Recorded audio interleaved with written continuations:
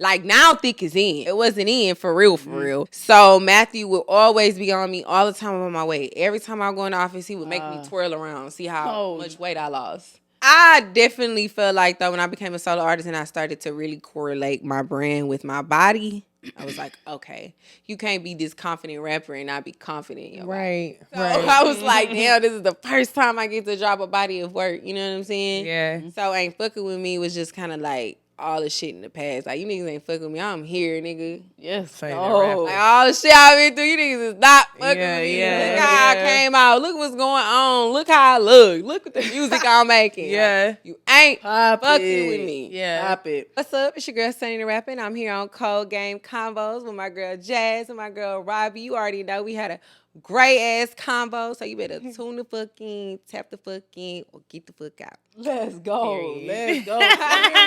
Period. Hey, let me check everybody's audios. Mic check. Mic check. Okay, crystal clear. Crystal Mic clear. check. And how is everyone doing, man? Robbie. Hey. You already know, man. Sunflower checking in. How you doing, my girl? I'm doing great. Yeah. I had a great day today. Okay. It was cool. Okay. Smooth. How y'all doing? Good. We That's doing good. great, Sunny, man. you look great. Thank you. You look beautiful. I love your nails. Thank you. Yeah, you had like a nail cam. Shout out to Fetish for Nails. I ain't gonna lie, I kind of messed them up a little, so don't. Well, the bunny right there, they came off. Yeah, man. Y'all I see who we worked out got with in the f***ing building, man. Sonny the motherfucking rapper. Gang, gang. The HBIC, man. Talk to him, man. Let him Big know who you fan. are. Let him know where to find you at, shawty. Well, like she said, big Sunny in this thing, never the little one. You can follow me at SUNNI, not a Y, THARAPPER. Like she said, the HBIC, big fine real Big ass fur. clever. That's me. Yes, ma'am. Where that came from? HBIC. When I first became a solo artist, I don't know. I always just liked it at the time. I was a New York fan from Flavor Flav. I know it. Okay. I remember. She always made me laugh. Like, I used to be watching that shit when I was younger. Like, who is this lady? Because she really was the first one I feel like to really go book wild on reality TV. Mm-hmm. Like, Yeah. She didn't really had nobody.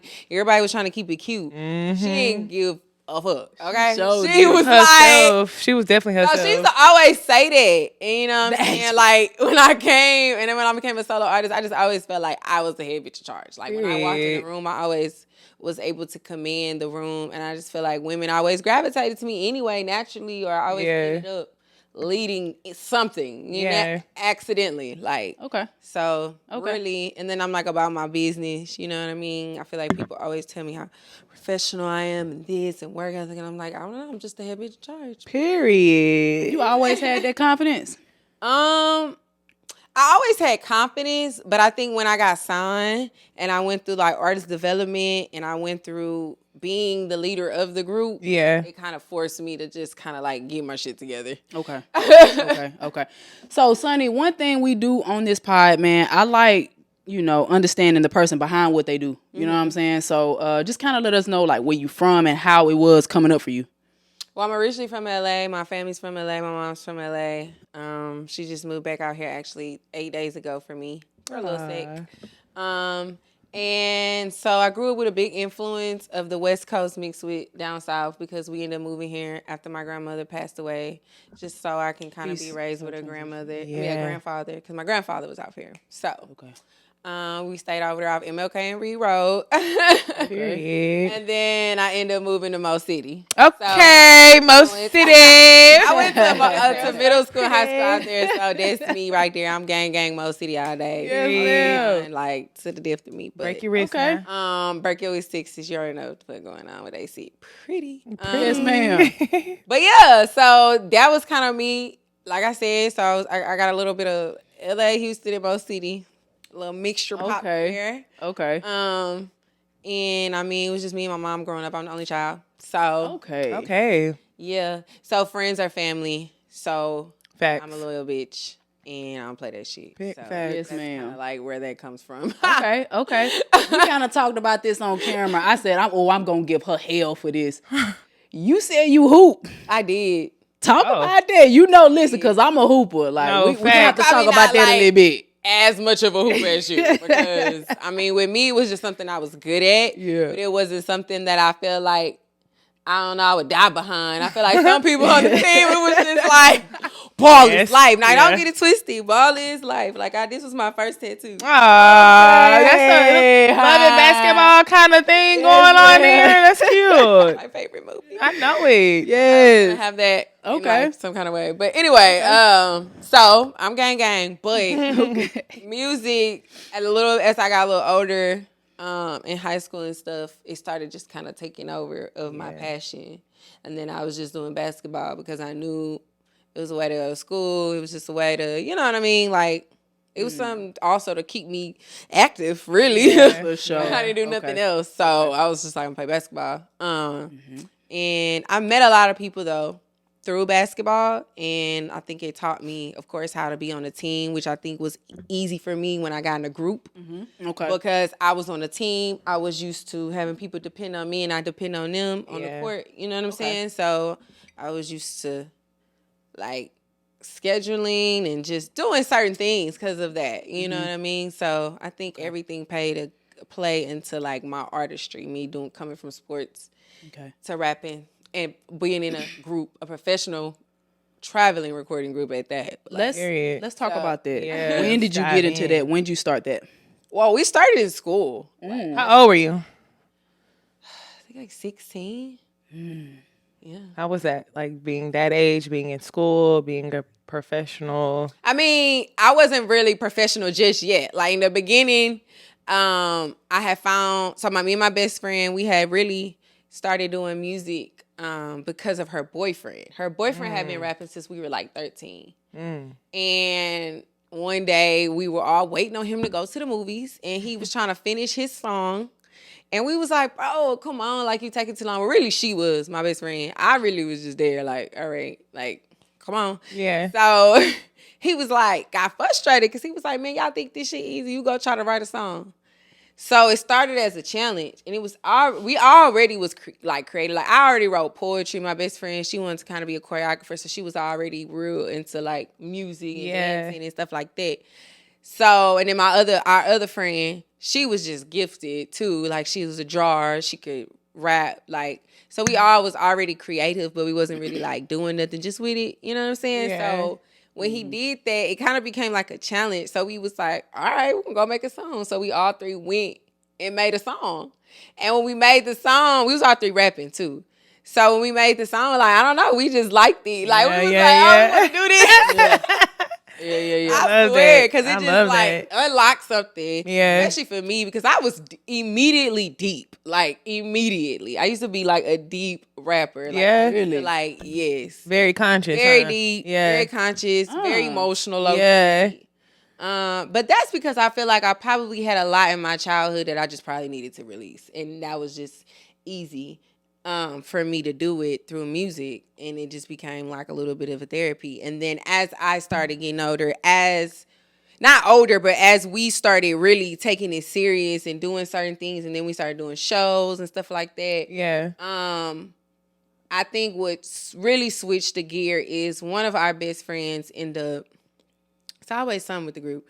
These niggas came along trying to manage us. She ended up falling in love with one of the niggas. Then she ended up talking about she wanted to go solo and sing. And we was like, bitch, what did you want to sing? We been rapping. I was like, where this come from? Bitch, I know you sing in the shower, but I thought you was playing. Yeah. Like, now you somebody want me to sing? Like, it dead ass threw us all the way off.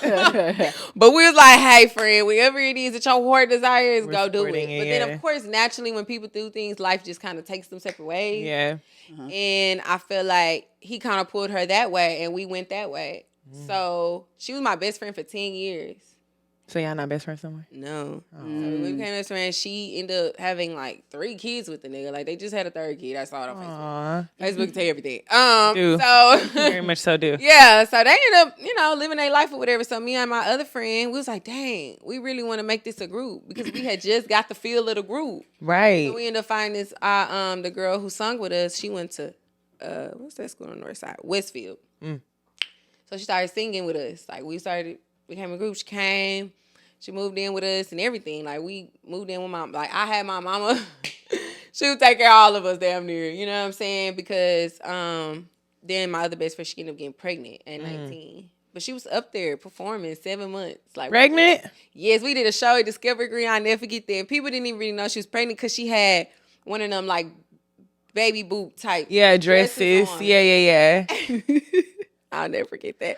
And then she ended up having Raylan like that next month. And like, she probably was right back at it like 3 months after. So we was just going, you know what I'm saying? And then we end up getting signed to Matthew, Beyonce's dad. So that's when everything became like for real serious, because it was like I couldn't work no more. I was being a waiter. He didn't want me to be a waiter. Really, I was the only one working, so there wasn't no issue. He wanted us to, you know what I'm saying, like stay in an apartment together, all kind of stuff like that. We went through artist development for about 1.5 years before we started doing like any shows, really anything. So we would work out with a trainer for 2 hours, and then we would go. Oh, that shit for real. Yeah, we would go rehearse all the way right for 5 to 6 hours. Yeah, have a little break in between the eat. We'll go rehearse for 5 or 6 hours, and then everybody can go home from there.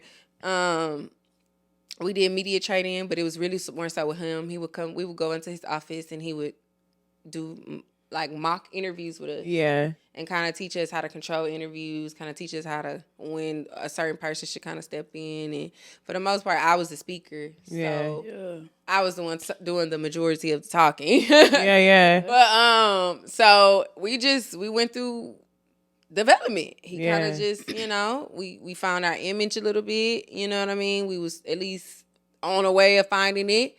And then about that second year, we started performing, released our first single, and then she just started taking off from there. We did a lot. We traveled a lot. We went on tours. I really lived my girl dream out. Like, it didn't get to, of course, where I wanted it to get to, but that's just life. And sometimes things happen. I feel like it was supposed to happen because I was supposed to be a solo artist. Facts. Okay. And then sometimes in life when, like, people get put through certain situations, you start seeing like that real true color. Yeah. And I feel like I'm glad I saw it then instead of later down the line. You know what I mean? Where so much more would have been at stake. So everything happens for a reason, like I said. What were some things that you took from being in a group to now being a solo artist? When I was in a group, the girls that I was in a group with, like we all had our different strengths, shall I say. Mm-hmm. We all had, is my phone? It's texting me. We all had our different strengths. Okay. So I feel like, of course, mine was leadership. Mine was the glue, holding everything together. Yeah. And then we had one who was good at choreography, good at stage presence and teaching us stage presence and formations and just kind of teaching us things like that. And then we had one who helped us with sex appeal, who helped us with being soft, us with. So it was, we kind of, and then as you start to grow with these people, they take on your strengths and you take on their strengths, and then y'all kind of build each other up. Got you. So I started learning. Now that I'm a solo artist, I can go and run a rehearsal on my own. I can go and, you know what I'm saying, run choreo with my dancers, and I style myself. I do my own show sets. You know what I'm saying? Like on the creative end. Versus I thought I turned it off. Versus I really wasn't doing that before when I was in a group. But I learned from who did do that in the group. You know what I'm saying? And then also like my sexiness. I clearly like if people would have known me, like people who know me from before I was studying a rapper tell me all the time that my image just did like a 180. Like it was just like, whoa.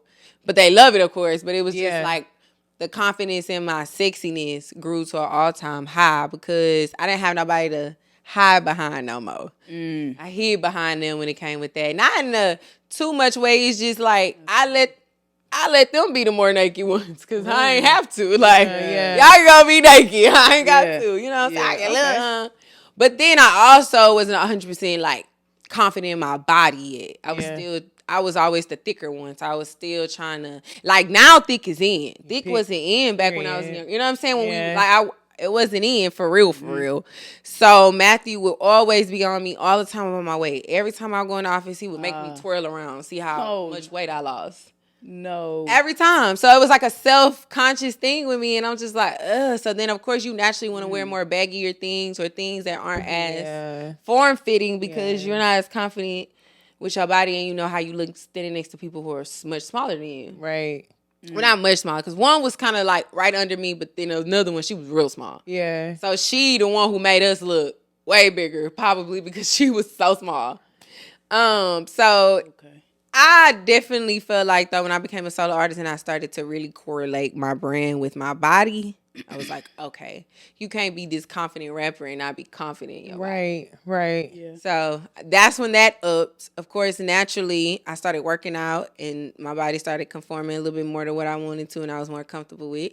Yeah. And yeah, I've been I still struggle with that, but I'm way more confident and I really more so don't give a fuck because I'm like, bro, everybody ain't gotta have the flattest of the flattest stomach. That don't mean a nigga pregnant. Like, they get on my nerves with that shit. Like, we in 2023 now. We know. Even Beyonce got a fupa. And, like, come on, bro. Like, get with it. Man, ain't nothing wrong with a little fupa, man. I want to know, since you the only child, like, who do you go to like, or what do you do? What practices do you do to, like, center yourself? I talk to myself. Out loud, a lot. Yes. I'm in the car alone by myself a lot. Yes. I take car rides and I just talk to myself. It's like hearing it out loud. You know what to do after. You kind of like, I already know. Fucking question. Like, I do the same shit. Facts. I dead ass talk to myself. Okay. That's it though, cause like growing up, you're right. I really didn't have many people to talk. I wrote a lot. Just wrote. That's where the poetry came into place. Okay. So I would just write. I would even write stories. Like I would just make up stories and just write stories. I just would write. Yeah. So that was always my therapy. That's why now as an artist, I'm a writer. Like I'm not a freestyler because I'm always thinking. Write your shit. Like, I don't know. So that never really was my style when it comes to rapping. That's why people are like, oh, you gonna freestyle? I feel like, cool. If a bitch can freestyle, be my guest. But the hard shit that I know I'm going to say, I'm not going to say it off rip because y'all staring at me. Yeah. And I'm over here thinking about X, Y, and Z. Like, that ain't me. I ain't that bitch. Yeah. Okay. How was your mental, like, growing up as far as being that young, like, working with Matthew Knowles, because that's a big name. Right. We all know that's Beyonce's dad. So, like, how was your mental being that young and working with him in the industry? I felt like I had to be strong because I loved my group members so much and they was like sisters to me. And I knew that like somebody had to keep it together for when they wasn't together. And unfortunately, they wasn't together way more than me. I was just about to ask that. So, I was always having to pull one up. Yeah. So it was, or let one know like it's okay, or like, you know what I mean? Just kind of like, whatever the case they was going through, whether it was a mad or a sad or a happy situation, I was always having to just kind of be that shoulder. Yeah. So it didn't really give me time to be in no type of way. I had to mentally just always keep it together. And honestly, that's my personality too. I'm like one of them people who I cry about it and then I like, all right, so what I'm about to do. And then I make a solution. Yeah. That's why I don't like when people come to me with a problem and don't have a solution. Yeah. Yeah. Like it irks me. You know what I'm saying? Like, so I just feel like I always think about like every day that God gives me, I know that I can just figure it out and fix it or get there or just whatever. Like I don't be like sobbering and sitting in it. You know what I'm saying? Like and I despise people who do that. And I just not despise, but like I can't be around people who don't want to like pull themselves up. Yeah. Because I'm going to keep pulling you up, and if you keep being dead weight, I'm going to have to drop your ass. But you know, everybody don't have that though. Everybody don't got that like that consciousness to be like, you know what, let me get the up and do something. No, I get it. You know what I'm saying? I get it. How would you like minister to that person who just don't know what to do? Like they going through a lot of shit in their life. How would you like help them? You know what I'm saying? Mm-hmm. Well, if they not close friends, then that's different. Yeah. Because when I'm more so talking about, I'm talking about on the business and like music and things like that. Because like I can't really have dead weight when it comes to the music end. You know what I'm saying? Like I can't have people working for me, around me, or with me who can't get their shit together because I don't have time for that. Not like that. Like if we got a personal connection and you can take your break from that and then we can fix these and we can be friends in that moment. But like if it's a business thing, it's like, like I can't. I'm sorry. I personally just can't. But on a friend end and just helping someone, I feel like I would have to kind of help in a more like step-by-step way because sometimes we have to identify the issue. What is the issue? Identify it, understand it, reflect on it, right? Then kind of come up with some solutions. Okay. Or some new things to try so that to see, you know what I'm saying, where it might go, depending on what the situation, because it's so many different things, of course, that people could go through that they don't know how to get out of. You know what I mean? But I think that it's a step process and maybe helping someone understand that it's, one, not going to happen overnight and that it's okay to feel the way they feel. It's okay to not know what to do. You know what I mean? But let's focus on this and this only and then see. You know what I mean? So the answer would be just a step-by-step process. For sure, yeah. Sometimes I see when my friends come to me, I'm just a safe space. Sometimes they don't need you to talk to them and tell them whatever. Yeah. Sometimes they need to get the shit off. Yeah, and just understand what it is. Identify it. No judgment. Yeah. Get your shit off, baby. Yeah. Who taught you to be like that? Like, who taught you to have that type of characteristic? Because you're an only child. So, family is friends is family, like you said. So, was it your environment? Was it the industry? Was it your mom? Definitely my mom. It was definitely my mom. My mom is a...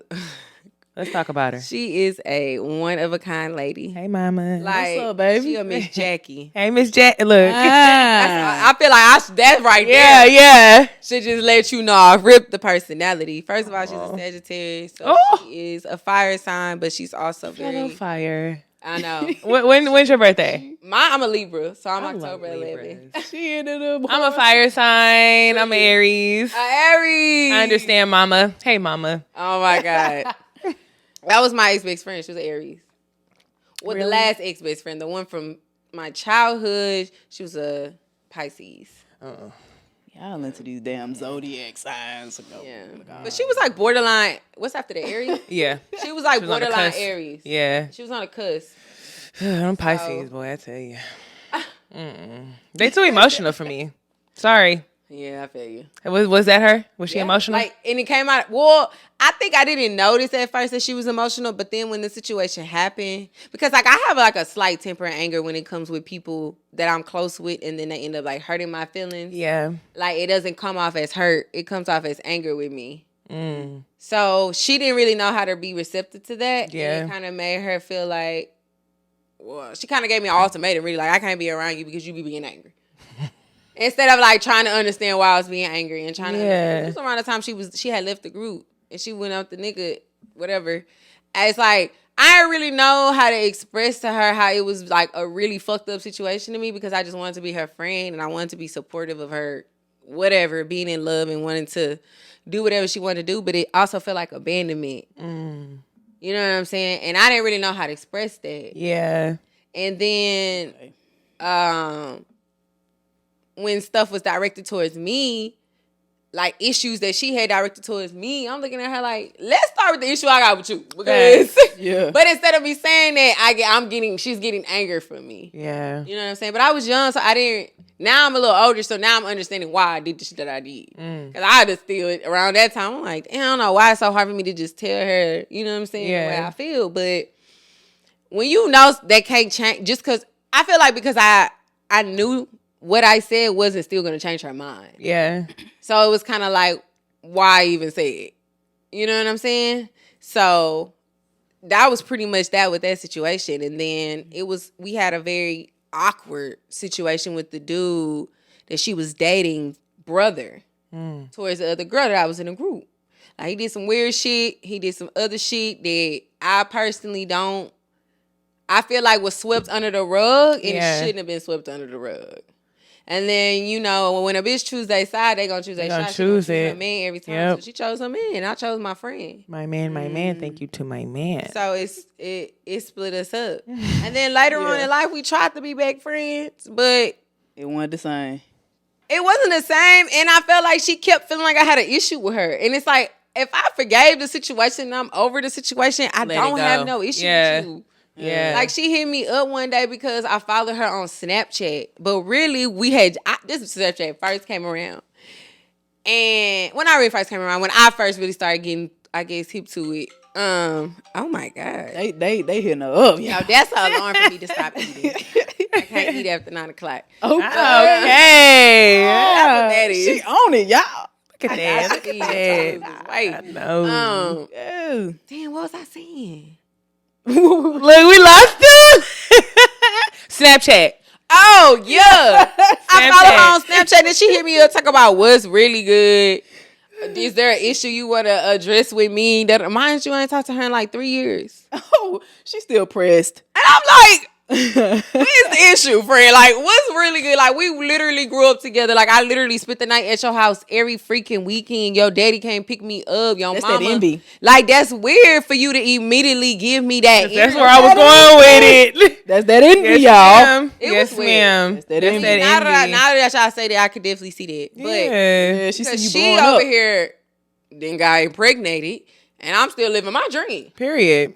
And this is around the time I was signed to Matthew. Yeah. So everybody knew we had got signed. Everybody had heard us on the radio. Everybody knew what we was doing. Yeah. So, but even still, it was just like, all I did was follow you on Snapchat. You DM me.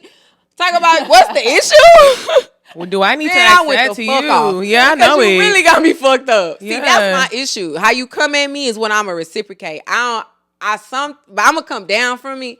But especially if you somebody that I really fucked with at any point, I'm going to look at you crazy because the one thing I'm not going to do is ever come at you like that unless you try to hurt me. Yeah. Physically. Mm-hmm.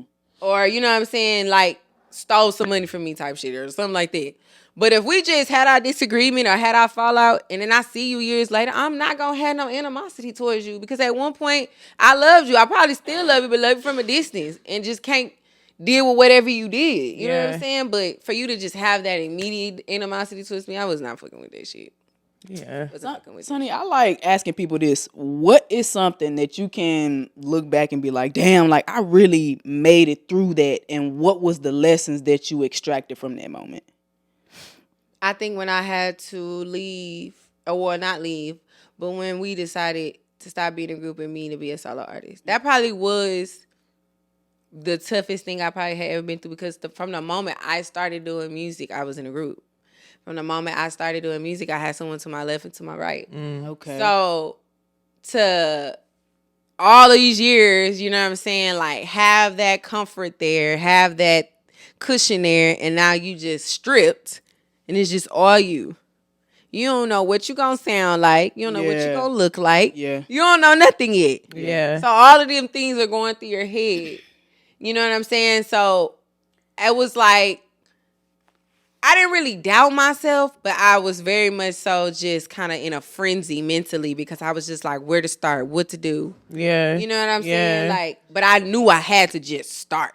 And I knew I had to just do it and figure it out. Did you have any help when you left from the group to becoming a solo artist? I did. I had my girlfriend. She literally probably is the other half to the reason why I got to where I am right now, only because she was already, no, for real, she was already heavy into the music industry. She manages Peso, and she also used to manage Trill Sammy and Dice Soho when they was at their peak. Yeah. So she already had been in the game. She already knew certain things. She tried to tell us certain things when we was in the group, but she knew that we was kind of like, you know, doing our own thing. So she didn't really try to step in as much. So when I became a solo artist, she was like, we gonna get you there. Like, fuck all of that other shit. We gonna get you to the point where you getting paid for your shows. You getting paid for this, you know what I'm saying? Or you gonna work with the best engineers. We gonna record here. Like, she kind of put me in that position immediately.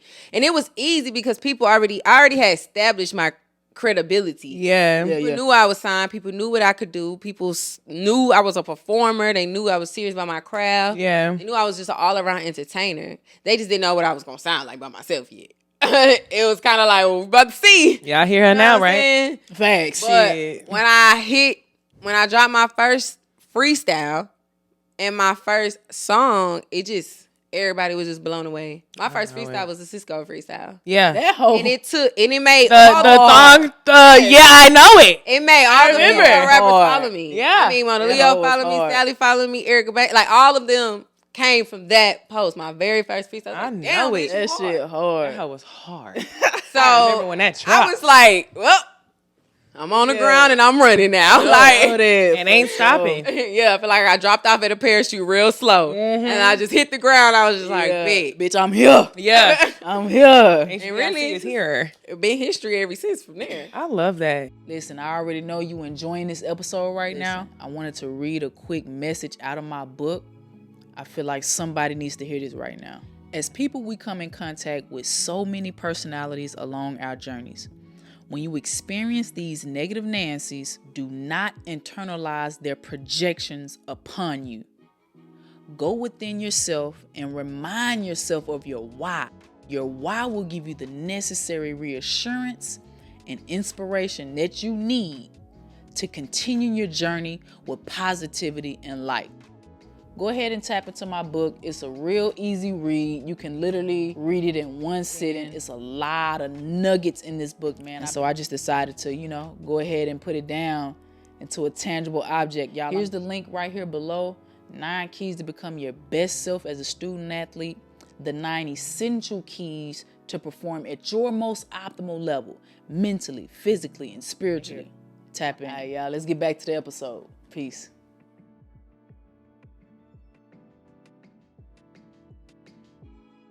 More on this, like, envy. Like, we all supposed to be trying to help each other. Like, they wanted her to all focus on them, and she's like, I'm only one person, and that's not what I'm here for. I'm not here to be y'all managers or here to break bread with y'all for a show. Like, I'm here to just give y'all the platform. Yeah, you know what I mean? Yeah. So now she's back. I convinced her to start Hustock back up because right now she just used it as a brand for her concerts. But there's so many artists that hit her up all the time, trying to be like, oh, can you give me help? Or can you give me some type of mentorship? Or can you do this? So I was like, well, just do Hustock again, but allow it to be open to everyone. I know then they had their members, and that was it. Like, they all was artists. Most of them was artists, and a couple was fashion designers. So I was like, just open it up from everyone, and then just see who's serious about the shit, and then just start a group chat and then kind of seclude the group chat as people wither away, boost the motherfuckers out there. Ho. Yeah. Like, you just don't have like too much of emotional attachment to these people because you can only do so much. And you don't know people's true intentions at the end of the day. Like, you only know what they give you. So just pay attention to what they give you and move accordingly. So she had her first meeting and she had over 70 people come to this damn meeting. Wow. She was like, I'm going to get a bigger place. We did it at Barron Collective. Does she have help? Nah, she got an assistant. That's it. She really went deep with it. I know. I love this.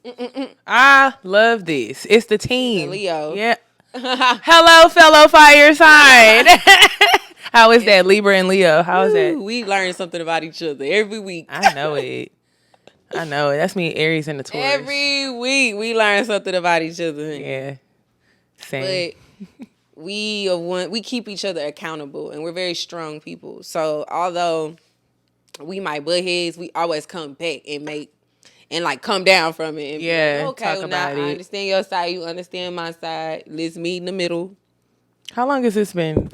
Ooh, I'm sorry, going on. We've been dating for 4 years, but I officially was her girlfriend 2 years ago. So we've been together 2 years. I love that, you guys. I love. So we was kind of talking about you being your own creative director. Yes. How is that working by yourself, first off? I love it because it's I get to see my visions come to life, but then it's also very stressful. Yeah. Because I am an artist and I have to not only be an artist, but I also have to be my own creative. So I'm making the music, I'm doing this. I'm also coming up with the designs for my outfit. I got to get someone else to sew it up and draw it up. Yeah. My vision. Yeah. So, I mean, it be overwhelming, but it's just so rewarding still. To see it, right? Yeah, all come together. Yeah, that's the one thing I love about creative directing too as well. And your videos are beautiful to me. You. Like the one with the silver. I don't know if you remember with the foil, the silver. It was giving, yes. Look good. I did have help on that one. My friend Sierra, she kind of she just kind of gave me like some pointers as far as like how to make the set. And what made you think of that? What was your inspo? Well, I wanted to highlight fashion, like I wanted it to be like a real kind of edgy, sexy rock star ish vibe. So we just wanted to give some type of pop. Right. You know what I mean? Right. So, and then also kind of a Missy feel where it was I was just about to say that. In it. Me, I'm super fly. It was giving. Mm-hmm. I love your videos. And to know that you're doing this by yourself, like, yeah. You understand. And then that's also why, like, I be telling people, like, I can't just always be at everything, do it everything, or be outside doing everything. It's like, I have so much to handle. So I feel like, luckily my circle, like I call them my OG HBICs. They understand that. Yeah. You know what I mean? Like, I come when I come for birthdays, anything, you know, like you launching something or something when it comes to like you're very passionate about it, you want the support of your friends, like I'm there. But the extra shit, I can't do the extra shit. And they understand that. So they don't hold me accountable to that. But it be a lot. Like, that's what I'm telling people. Like, it be a lot. So don't be calling me my number. Don't be FaceTiming me, trying to take up my 30 minutes about anything that you know is not important. Because time. Because if we want to talk, like my friends know, if we talking and we vibing, come to my house. Yeah. Because that on the phone shit, I really can't do because I do so much on my phone that involves my work. Yeah. I can't be just on my phone. One of my favorite videos by you is the Survivor video. Really? I feel like that one did not get enough love, but I also feel like YouTube blocked me because it's a Disney child. Yeah, but still. She did her big one. That's one of my favorites. Thank you. And it's so funny because I always loved that song. And I was like, no one has ever thought probably to rap on this, but I'm about to rap. And you did that. You absolutely did that for sure. I love that song and that video. Thank you. Having your girls like behind you. You know how the niggas in their videos be having their niggas behind them at the corner stores. Mm-hmm. It's like to see a female do that. And you just pull it off so well. You have women of all different shapes, sizes, cut like thick. Thick. Okay? Like in the thick video, even though it's called thick, you had a skinny girl in there. I did. I was happy to see it. Cause hello. You made me feel thick. You can't tell her she not thick. She be throwing it, okay? Cause you can't tell me. You damn Skippy can't tell me. I know it. And I love that. It's just like the women empowerment for me with you. Like you bringing women together, like just exuding like confidence when it comes to women. Like I absolutely love that about you. I didn't even know you were a Libra. Didn't know nothing about you like that. But just to see an outside looking in, like I love that because a lot of women comment on your posts. But I also saw that 70% of your like liking is men or something, and 20% is like crazy. But it's I get more women, of course, that's commenting and doing all of that. So I guess I got a lot of creepy men. Yeah, them women like gonna comment, women gonna support. They gonna buy tickets too.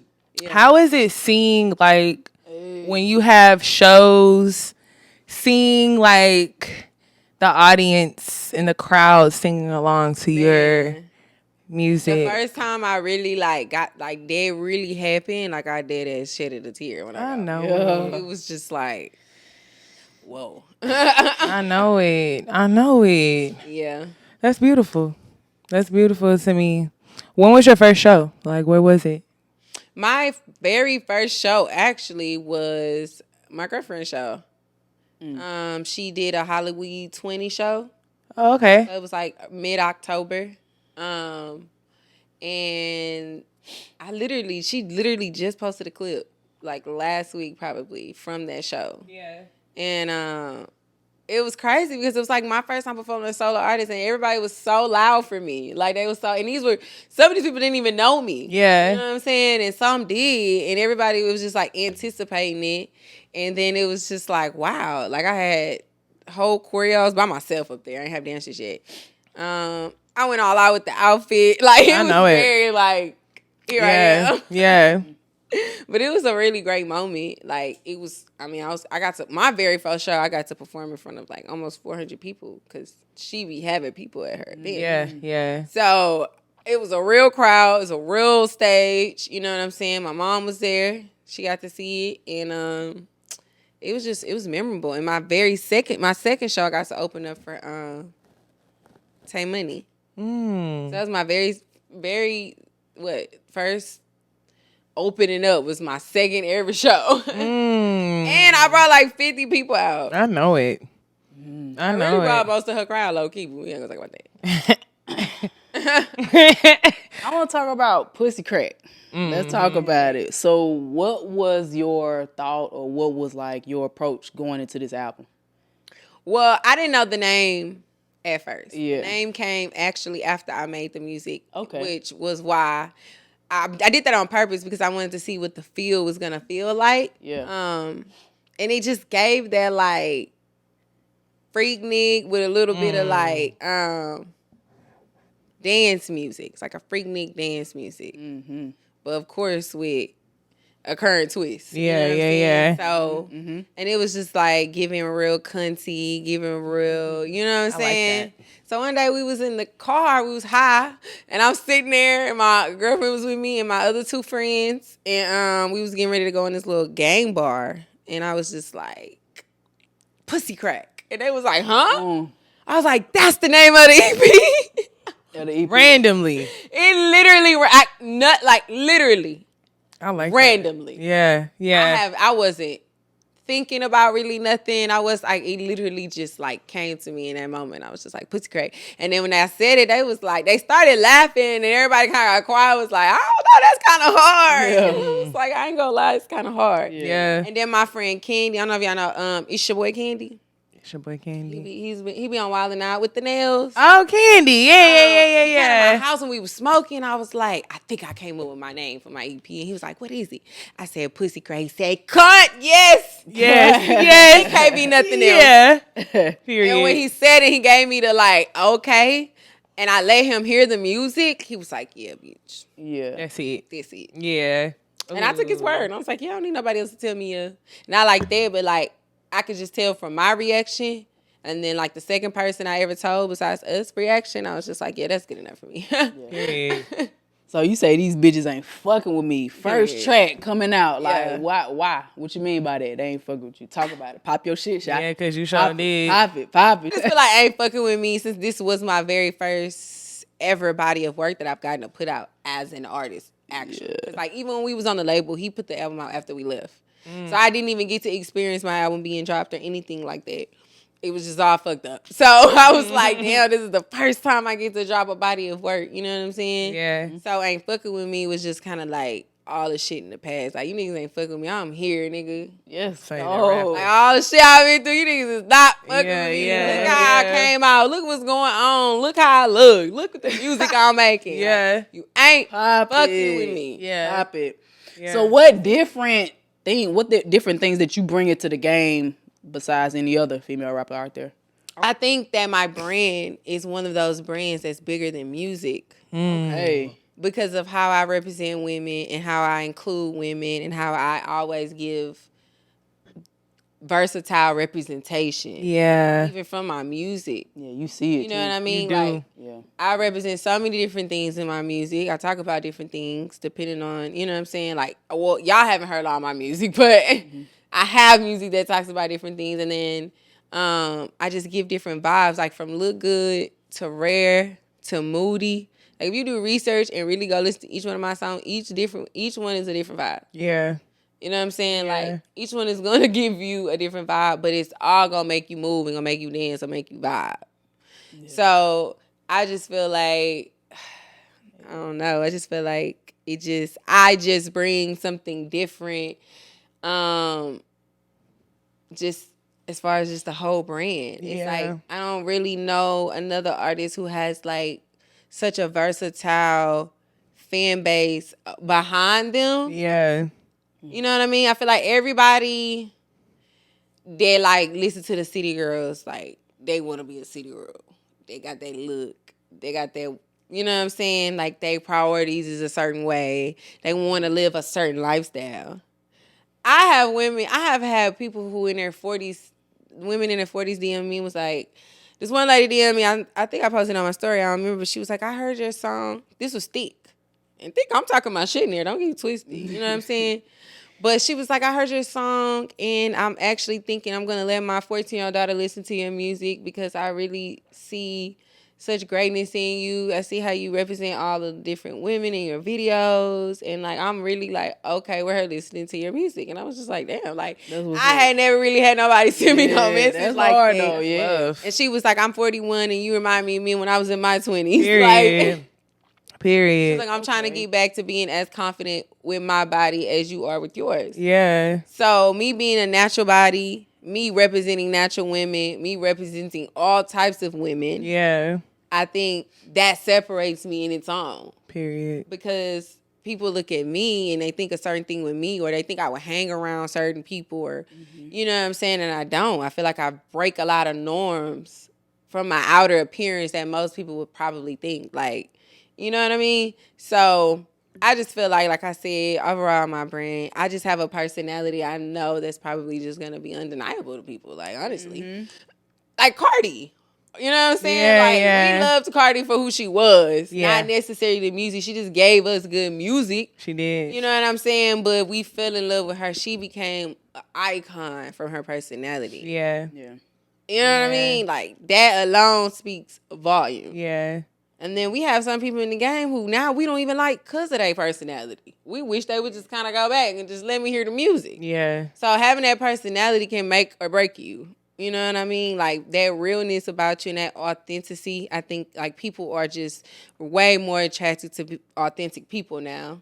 You know what I mean? Like, people want to feel relatable to you. Like, I feel like the industry, when we was growing up, it was kind of like these celebrities seemed like aliens, like untouchable or like perfect, or did they even do number 2? Like, do y'all shit? Do y'all for it? Like, growing up, I really used to ask myself that because everybody just looks so perfect on TV or on the videos, you know what I'm saying? Yeah. So now you can click on one of my videos and just see regular ass bitches turning up, or not your average, what you would consider, you know what I mean? Yeah. To the T, lace front down, nails down, like, you know what I'm saying? Like, Coca-Cola body, everybody BBL'd up. Like, I'm for the personality and the person. And I believe all my women are beautiful. All my friends are beautiful. And I just want the rest of the world to catch on. Have people, like, in the industry that you've kind of come across kind of have wanted you to change that about yourself? Like about your personality, your body, like, no, they say you have too much personality. Honestly, no. The number one thing that I get is people want to see my personality more, because I am such a perfectionist when it comes to sometimes with my social media. I'm starting to get out of that now, that I didn't show a lot of, like, other things outside of music. Yeah. I just show the music, or I show, you know what I mean, the fashion in, and then, like, that's it. I wasn't really showing my personality that much. People just started being around me being out, because I'm a personable person. When I go do my shows and people come, I go out in the crowd. I mingle. I talk. I bring my people shots. I do things with people because I believe, for one, that I won't always be this accessible to people. So why not leave memories with people to be able to spread? I want people to be like, damn, when I met her, she was so this, or she was, you know what I'm saying? Like, she made me feel so welcome. Like, them the type of stories I want people to talk about when they see me on TV. Yeah. So I go out and I mingle and I be with my people, and people then start to see my personality. They're like, man, you need to show this more on Instagram, or, you know what I'm saying? I've had certain people say stuff like that. And even then, it don't really be too many, but I think the more I started doing TikToks and stuff like that, people to see, like, the funnier side of me, because I really am a funny bitch. But I just don't be wanting to say the wrong thing. Like, sometimes, like, I feel like I just say shit and then, like, I might hurt someone's feelings. But it's not like that. It's just like, that's what just came to my mind real quick, and it ain't even on purpose. Yeah. And 9 times out of 10, I'm not saying it to me. I might just be saying something they don't want to hear. You know what I'm saying? Yeah. But I'm definitely trying to get more into showing my personality. I've been doing more like TikToks. I started doing little food reviews, just something where people can just hear me talk a little bit more. Yeah. Because people only get to hear me talk in interviews. And I can tell you, I'm super big on energy. Yeah. I'm big on that. And today my first time meeting you. No facts. I can tell you right now, like, you super chill, super cool. Like, keep that shit. Thank you. You know what I'm saying? Like, you have a bright aura. You do. You have a really great personality. personality. Right, that's where Sunny came from. Like, okay. It makes sense. Look, it makes sense. Because you really do have that. Like, your smile is beautiful. Yes. First off, on social media, like, when you don't have on makeup and you just have your freckles. Oh, yeah. Yes. You are so beautiful. I don't wear freckles. I'm like, girl, look. I just got to get these up. I don't get enough sleep. I'm always up. So I don't be liking how my eyes. But still, you still look good. We like that shit. No facts. Shit. Like, literally outside looking in, you look beautiful.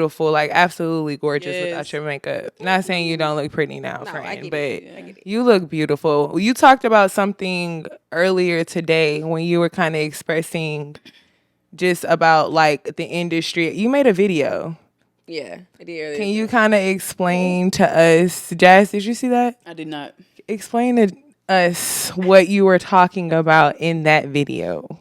Well, it was a PSA to artists because I feel like I see and I hear about a lot of things when it comes to people in the city and it comes to helping artists. Yeah. And when I say people, I mean people in position. I mean people who have a platform that they know could help artists go to the next level. And when I say next level, I mean from local to main. So that type of level. So I was just telling people, like, people are going to always want something. They're going to want a budget.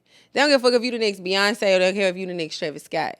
So you have to go out in the streets because it's very few people who are going to come into your career at the beginning stages and genuinely want to help you off your talent, off your emotion, off your grind, even though they see it. Yeah. They're not going to want to really step in and really give you that real hand until they feel like you right on that brink where they know that they're going to get their money back or they know that they can flip it or they know that they can, you know what I'm saying? Do what need to be done. They ain't going to have to put too much effort into it. Yeah. So I was telling artists, like, you got to become undeniable. You got to create that fan base. You have to start a community that supports your music and then you have to focus on that and grow that. Because if you don't focus on that, you don't grow there, and you're focused on all the people who aren't doing this or aren't supporting you, or you got to hound down for this or hound for that, it's like time wasted. Yeah. Like, you're really wasting time. And time is literally the most important thing to me because it's the one thing I can't get back. Yeah. And I can't buy. So it's priceless, you know what I mean? So it's like I want people to kind of not go through the same things that I went through because in the beginning I did used to be that person who was mad because I knew I had the talent. I knew that I was bringing people out. I knew that I needed to grow my numbers, but I knew that people seeing my numbers growing. Yeah. So it was kind of like, well, shit. Just because I can't come in and drop $10,000 behind a song at one time for you to go do this or for you to put it on this, you just not gonna. Yeah. But you're gonna come and give me my flowers and you're gonna tell me that I'm dope. You're gonna tell me that I'm good. And you're gonna tell me that I keep going. You're gonna do all of that, but you don't want to help. Yeah. You know what I'm saying? So I was just telling artists, like, you gotta make your own table, you gotta build your own community, and you just gotta focus on that. And you gotta put in that work for real. Put in the work, have good content, have good music. You know what I mean? And then the rest will follow, pretty much. And we can't be worried about these other people who ain't caught on. Peace, family. Hey, listen, real quick announcement. I know you see this merch right now. Stop playing. Let's get into it. I know you see this merch. Stop playing with us. Cold Game Combos. We just came out with our first official drop. We got black, white, gray. We got like an ashy gray, dark gray. We have tan. Man, we got all colors, man. If you want to support the brand, hit the link below. We got smalls all the way to 2X. Once again, if you rocking with the brand, you rocking with the podcast, if you rocking with our movement, go ahead and support, man. Tap in, get you some merch, man. All right, back to the episode. Yeah, because one thing Matthew will who used to tell me all the time, he tell all of us all the time, like, I hate to say it like this, but this how he said it. He put a piece of white paper on there, and he took a marker and he put a dot on the paper, and he said, "This is Houston to the music industry." Because we used to ask him all the time, like, why we not? Like, we should be doing interviews out here. We should be going here. And he didn't want us to go nowhere, do nothing without him. So he put it on, he was like, this is the music industry, and this is Houston. He was like, Houston will catch on later. They're a very small dot to the industry. They don't have no power. It's no power here that's going to make or break you. And that was kind of how he put it in our head so that he could understand, like, yo, you can get your city behind you, don't get it twisted. But they're going to respect you more when you leave and everyone else is behind you. And when you come back, they have no choice but to be on the bandwagon. Facts. Yeah. Because they didn't take a risk and fuck with you in the beginning. Ooh, that's... You know what I mean? That's deep, Mr. Knowles. That's pretty much what you know what I'm saying? I had to let deep. people know because it sucks. Yeah. Because we do live in such an independent state and we have everyone's kind of got whatever they got going on sold up and they got their regiment. They got, you know what I mean? Like, they kind of established in whatever they're establishing. You know what I mean? Like, you got your Rap-A-Lot, your 1501s, your DJs that in this clique and this, like, everyone's is already in their own pocket and they run things a certain way and nobody wants to switch nothing up. You're right. It's like a routine. Yeah, it's a routine. Yeah. And everyone kind of gatekeeps. Yeah. Nobody wants to get passed up. So you independent right now, right? Yeah, I got a team. It's HBIC Inc. Yeah, that's my, I fuck with that. Stay independent too. Yeah. Do you want to stay independent or? I want what's best for me in my career at that moment. I just know wherever I go, I want to be at that point an asset and not liability because I want creative control. Yeah. In some type of way when it comes to my music. You know what I mean? Like, I know I have to give and take a little bit. Yeah. But I know that when they really believe in you and you really, you know what I'm saying? Like, they gon' be in for you. Yeah. Let you do, you know what I'm saying, you. Especially but right now I know what I really do want is like an investor. Okay. I think that I can do wonders with an investor. Yeah. And I know I can get them their money back. So I would rather honestly go the investor route and then get like a partnership. Like with 10K or something like that. Like I like 10K. Shout out to him.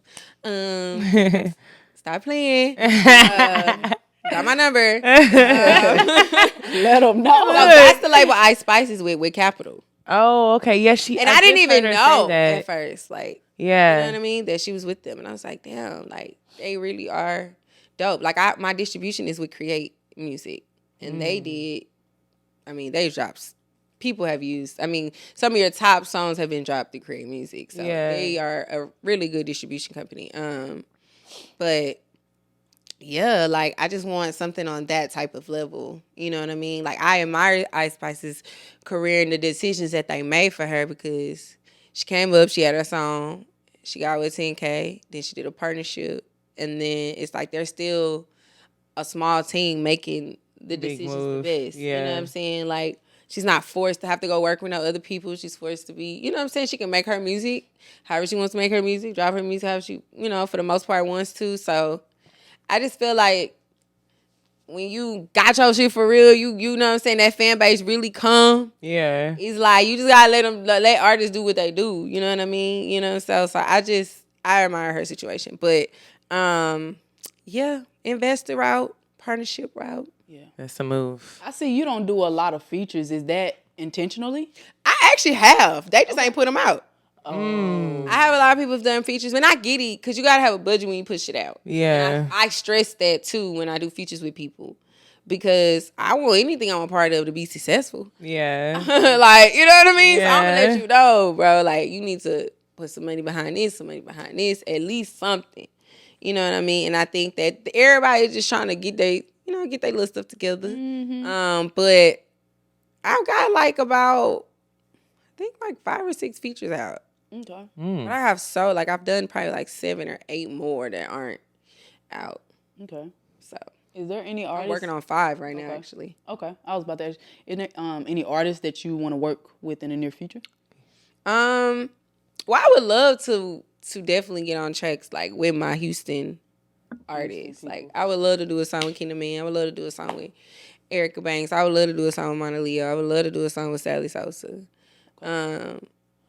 Like I feel like they all in their own lane. They all got their own sauce. They're all very, very, very talented. Yeah. You know, they all know of me. We all have a very talking. Me and Big J have a song together. I would have named her. Shout out to her. And shout out to Salma Slims. Well, she from Atlanta, but she just signed with 1501. But me and her have a song together. So yeah, I would definitely love to get on a track with them. Any celebrities you would see yourself? Drake. I know it. Nigga, we really been down since 2009 in the Honda. For real, like we was there. First time? That was your first time hearing a Drake song? No, that wasn't my first time hearing a Drake song. That was just the year I think I really fell in love with him. I went to his concert. We sold our Warehouse Live. Oh wow. Okay.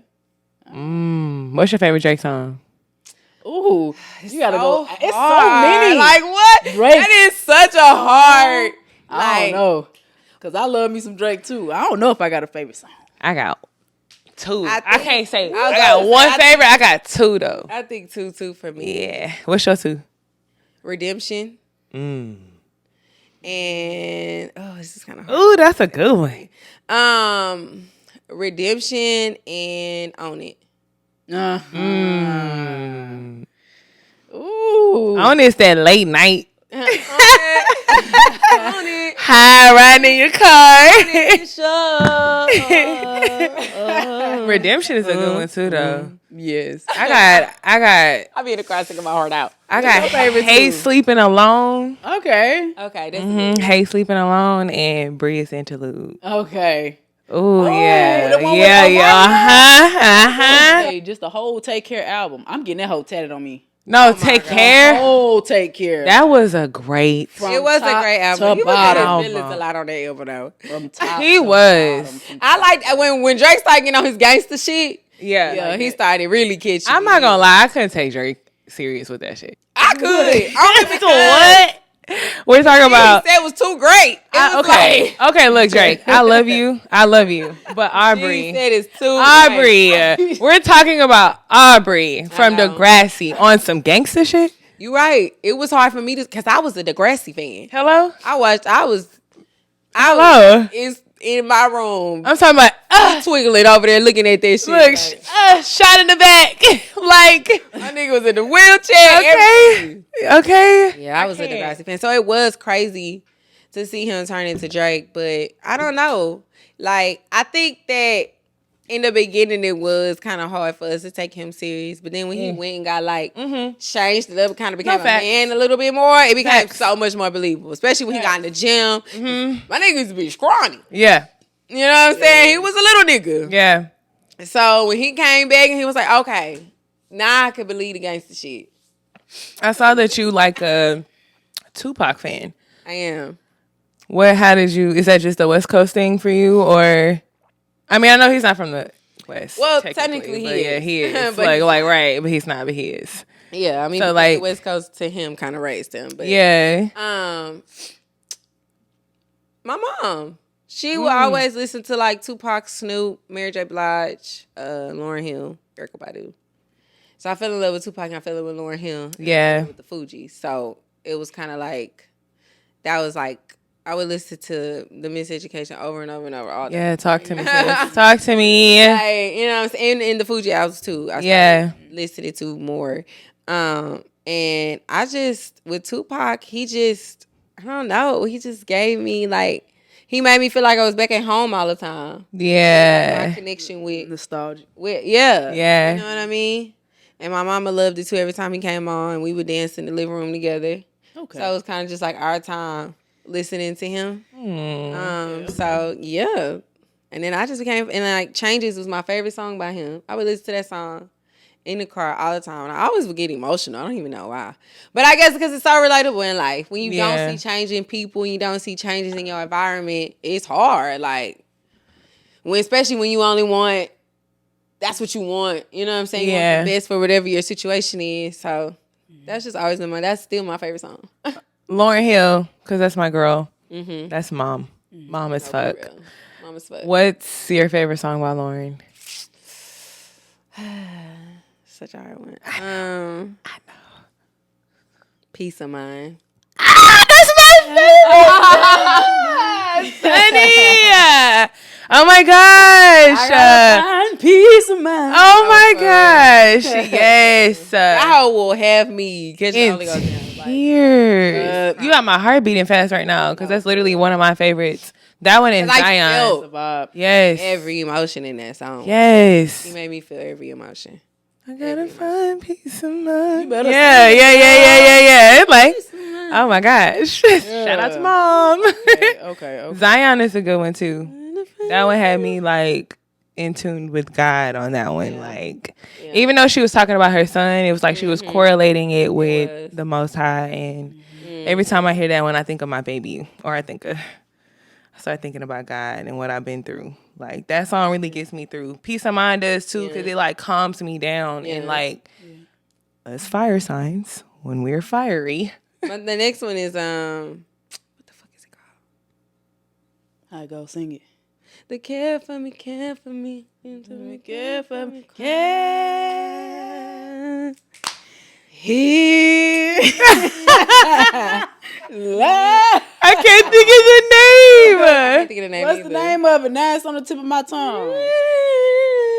I know the whole breakdown.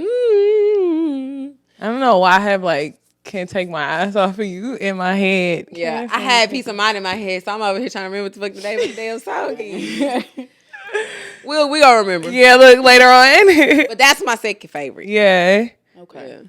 You going to the concert? Look, let me throw that in. She's gonna be in Fort Worth. Really? I know. October 30th. I haven't booked that day. I have a show that day. Oh. It's like I can't even do it. But I got to see her at the Lovers and Friends concert. She closed the concert. I made way up to the front. I know it. Waited. Oh, I was all day waiting for her. I know it. But I was just like, yeah, worth it. I got my life. Even though she sings everything differently live, I didn't give a fuck because I feel like I knew where she was going with it. Yeah. Every time. How is it seeing her like on stage for you, knowing that was somebody? It was a real moment. Yes. I literally dropped a tear because it was like that was my first time ever getting to see her, and I always wanted to see her. Yeah. So it was just like, whew, I finally got to see her. She just looked so graceful. So in control. So, dedicated to her music. Yeah. So, yeah. I think that was for me too. Seeing her in concert. I saw her in Dallas with Nas and I don't know, some Jamaican people. But one of Bob Marley's sons, Stephon Marley, I think that's his name. He was there too, but she had that bitch smoked out. And that was like the best part. For real. I didn't even expect that. Like, just so happened to sneak the blunt in, thinking that maybe we were gonna be able to smoke. Yeah. When I say that hoe was smoked out, y'all, like it was great. It was a vibe. She be lit for sure. Literally. Yeah. So what's next for you? Like, where you taking this? October about to be lit. I ain't gonna lie. Let's go. I got a single dropping. It's called From Texas. It's dropping on 10/10. And my birthday is the next day. Okay. So that week from the 9th to the 15th is going to put down. Period. So that Monday, I'm going to do an I'm From Texas link up. Probably do it at Nomad. And then, I'm going to be at Heart on Tuesday. On my actual birthday, I don't know what I'm doing just yet. But that Thursday, I got a hosting. And that Saturday, I'll be at Velvet Lounge. And then Sunday, I'll be at Forget Me Not.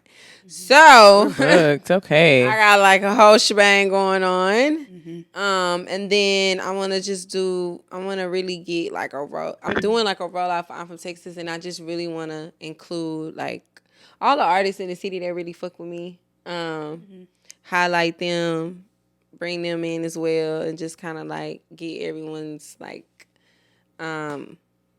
I guess story from them being in Texas, their kind of story. So I'm just gonna be doing different type of content, highlighting Texas people and just being. Because I just feel like we bring a different world. Like definitely. Said, you know what I mean? Like every time I go, even when I go back to LA or even if I'm in New York or Detroit, wherever I go and people talk to me, they're like, where you from? Yeah. And like you just have like this, you know what I'm saying? I'll be like, Texas, Texas. Like I need to go to Texas. Like I need to, like it's always that. So it's like people always are so intrigued with Texas, especially Texas women. Yeah. You know what I mean? Drake put us on the map again. So it's like he put us on the map, and I feel like it's like everybody wants Texas, bitch. You know what I mean? Like, of course, specifically Houston. Right. Hello. Future helped Dallas out. So. Just a little bit. It was like. Just a little bit. But I just feel like I'm from Texas was needed because it's that energy. Because you know we do get you know what I'm saying, a little crazy, but like it's just don't fuck with me because we stand on our 10 toes. You know what I mean? Like we about whatever we about and we stand in it. Yeah. And like that's the vibe I'm coming with the song, and I'm just talking my shit. Oh, I can't wait. Because the way she just said that. Too. She just said that. Oh, I can't wait. Within the next 3 to 5 years, where you see your brand going? Worldwide, for sure. And I just feel like I want to touch so many women, especially my black women. I just feel like we just go through so much. Yeah. We are put through so much, and we're expected of so much, and we get the short end and stick a lot. But we're also just like the most beautiful people, you know what I mean? Like the most beautiful, the most diverse, the most strong, the work ethics is crazy. Like the statistics now for black women who own businesses is like out the roof. Like there's more black women owners than anything right now. So it just shows you how many bosses there are of black women out there. Yeah. So I just really want to be able to touch that even with my music or even just beyond the music. I want to start doing things more on the charity end. Hopefully I have my own foundation by then. That's a goal of mine. I also want to have a after school program. Oh yeah. I was the only child and I was a latchkey child. And I feel like I just want to be able to give some type of free or very, very low discounted service so that kids don't have to go and be at home by themselves. Yeah. That's good. So that's good. That's some goals of mine. Okay, that's what's up, girl. Yeah. Being that this show is called Cold Game Conversations, if you had to give that little girl, that aspiring artist out there, some game, what would you give her? For sure, make sure this is what you want to do. Whatever it is you want to do, make sure that it's absolutely your passion. Because your passion is what's going to get you through the toughest mental times. You know what I mean? Like, if it's not really your passion, you're not going to be able to stick it through. You know what I'm saying? And life is going to always have the things it's going to throw at you. But it's like you have to have tunnel vision with what you want to be successful in life. You have to be willing to sacrifice a year off from things to get 2 years ahead, if that makes sense. Yeah. Like, you got to sacrifice outside. You got to sacrifice friends sometimes. Like, sacrifice. If you cannot sacrifice, then you can't do this. Like, so sacrificing, having tunnel vision, being consistent, being persistent, just having that work ethic. Like, Beyonce has not taught us anything. Right. I mean, it's about the work ethic. There's no way to be successful in anything, honestly, in life without the work ethic. Unless you just get lucky. And we ain't all lucky. That's word. Robbie, you got some game for him, my girl? Oh, I just want to tell Sunny, thank you. You graced us with your presence tonight, and it's been great. Thank you for having me. Keep going. I've literally been watching you from afar. I had a friend named Smitty, Pretty Smitty. Oh, that's Smitty. That's my baby. So seeing you back at shows in 2021, like, you're a great. That's when I first started. Yes. Like, I don't even know the name of this show, but I just remember it was like a van there, like a old Big Cousin van. I think so. Yeah. That was my first time seeing you, and ever since then, I've been following you, and you are great. And just seeing you here in person,